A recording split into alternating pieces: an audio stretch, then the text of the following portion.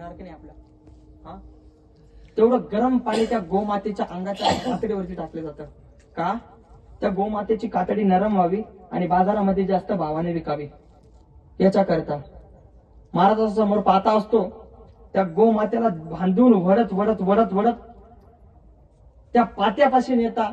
Button दाबला की पाता सुटला की गोमातेचे 2 भाग होता. एक लक्षात ठेवा, त्या मातेला चारा टाकण्यासाठी चारा नसेल, पाणी पाजण्यासाठी पाणी नसेल, चारा पाणी करू नका. पण एक सांगू का, तिला कत्तलीच्या हवाल नका करा. जर तुमच्या तर पोचली जात नसेल ना, तर गोशाळेला दान करा. मला एक सांगा, द्वापार युगामध्ये भगवान कृष्ण परमात्मा पुढे असायचे, गाई मागे असायच्या. त्रेतायुगात पण गायी होत्या, द्वापार युगात पण गायी होत्या आणि कलियुगात पण गायी आहेत. पण कलियुगातल्या गायींचे हाल काय महाराज? एक सांगू का, सर्वात मोठा भयंकर आजार कॅन्सर सारखा. एक सांगू, 60 लाख तुम्ही भरावं, कॅन्सर बनवणार नाही. पण गोमातेचं गोमूत्र जर आपण रोज प्राशन केलं तर गोमातेचं गोमूत्रानं आपला कॅन्सर देखील बरा होता.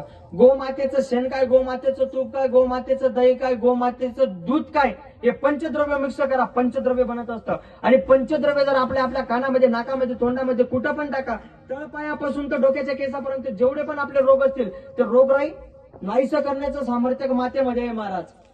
एवढी ताकद आहे. पण आपल्याकडं पैसा नसताना आपण ती गोमातेला म्हणजे काही राहिलं नाही तर आपण कत्तलीच्या हवाले देतो. दुर्दैव महाराज. एकच विनंती करतो, त्या मातेचा आपण मान राखा. एक लक्षात ठेवा, आता तुम्ही पूर्वी पहा, मच्छर ज्या घरांमध्ये सारवलं जात असायचं, अजून सुद्धा सारतात पहा. ज्या घरामध्ये गायीच्या शेणानं सारलेला आहे का,